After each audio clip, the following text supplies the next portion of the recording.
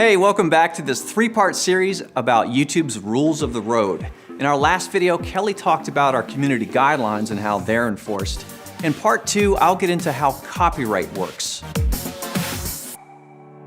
Copyright is a legal right that gives the creator of an original work the exclusive rights to determine how it's used. Basically, you can't use someone else's videos, music, or other creative work in your videos without their permission. This even includes singing a song or reciting lyrics someone else wrote. So how do we enforce copyright? When a copyright owner sends a valid legal complaint, known as a takedown notice, we take down the content. We're required to do this by law. We're also required to prevent people from repeatedly violating other people's copyright on YouTube. So we set up a copyright strikes system. If your content is the subject of a takedown notice, we'll issue a copyright strike. Our copyright strike system and community guidelines strike system don't affect one another. But no surprise, if you receive 3 copyright strikes, your account will be terminated and your videos will be removed from YouTube. There's no warning for copyright strikes, but the first 2 strikes have no impact on your account or what features you can access. Also note that there are some regional exceptions that allow you to include someone else's work, so be sure to read up on what counts as fair use in the public domain. You may have also heard of Content ID and wonder how it relates to copyright.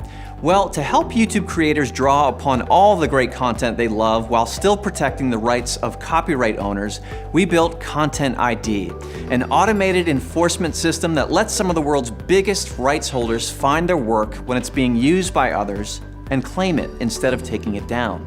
So even though Content ID has a lot to do with copyright, a Content ID claim is not the same as a copyright takedown notice. In exchange for not issuing takedowns, which would result in copyright strikes, rights holders can use Content ID claims on videos to either track video performance but leave the video on the site, to block it on a country-by-country basis, or most often they choose to monetize the video by placing ads on it. Content ID claims never impact your channel or access to features. Over 90% of Content ID claims result in monetization or tracking, not blocking. That means millions of videos that would otherwise be removed and result in copyright strikes instead get to remain live on YouTube. At its heart, Content ID is an automated matching system. Machines can't account for things like fair use or rights holder errors. But don't worry, you can dispute a Content ID claim if you think it's invalid, and will often hold the revenue that the video is making and pay out the appropriate party once the dispute is resolved. So now you might be thinking, as long as I'm following the community guidelines and not violating copyright, then I can become a YouTube partner and make ad revenue, right? Not quite yet. What? Let me sit down. Oh.